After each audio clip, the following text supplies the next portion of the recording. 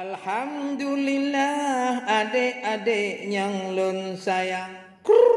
Uronyo gata de intan hadiah kana di bapak-bapak kadis untuk gubi ku gata-gatanyan penting hanabanyo generasi muda.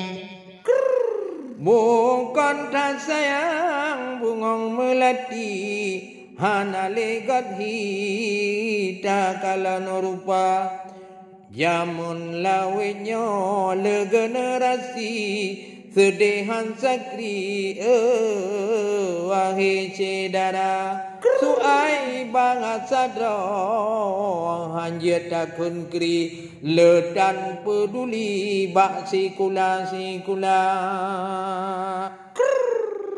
Anu miat lawenyo sudihan sakri menyo bahasa Aceh tidak mengerti bagaimana caranya.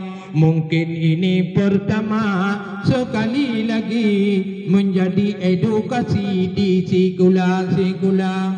Bewatena acara seni tradisi danyo hai abih kahana juara. Menyo daerah gop lain provinsi cukup mengerti bahasa Poma, bahasa Aceh bek mukle hayabi puruno nyati bak guru-guru sikula ne ba uronyo nagukan duri atuk hai abi tia kameng kana nyo binaspika pada hari ini gemuhan duri bineh kuala ba ulun ziat guyu mucahi penting hantak di ke generasi muda ba anu miat ubino tidak mengerti pelombak tipi lawinyo hana persih lagi Cina dungo tudati wahai aki jih mumpum hana yang cukup parah lawinyo hayu hantagri nyoboh luto hayabi kamu budaya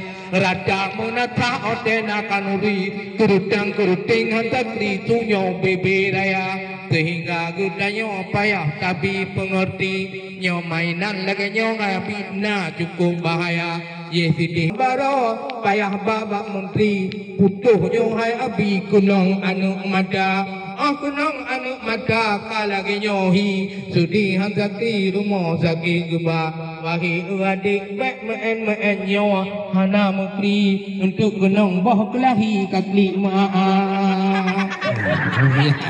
Jadi nyawa aku yang penting anu miat bacut budi emosi supaya anu nyawa generasi harapan bangsa konten Aceh berehan sakri yud anu mengerti bidang bahasa Aceh berehan sakri uronyo bineh pasi tanyo si atmo sadra bek panjang cai jino alun rawi tak pulang ke lai ba MC yang muda. Ya terima kasih Pak Agus, terima kasih kepada Ngoh dan terima kasih Pak Mendung. Semoga acaranya danyo akan lancar. Mauro yang berbahagianya terima kasih kepada Dinas Pendidikan dan Kebudayaan Aceh Besar. Acara ini mentang dari Lunduan di Media House dalam rangka untuk mengerat tali silaturahmi Lunduan dengan komunitas seniman tradisi di Aceh Besar siap mendukung Dinas Pendidikan dan Kebudayaan dalam hal seni dan budaya lebih-lebih untuk tradisi. Terima kasih Pak Agus, terima kasih Ngoh dan terima kasih kepada Mendung yang bawa walaupun dah pegah-pegah apa lagi yang god dacok yang bro tabah baik gadoh kedamida. Nganu mi ayo trip. Nah anu mi nyo dak perempuan bukan anu ketukuran jiwa anu mi. Iki si kelao no lagi pajam mano. Maka dak pudang dak yo ino.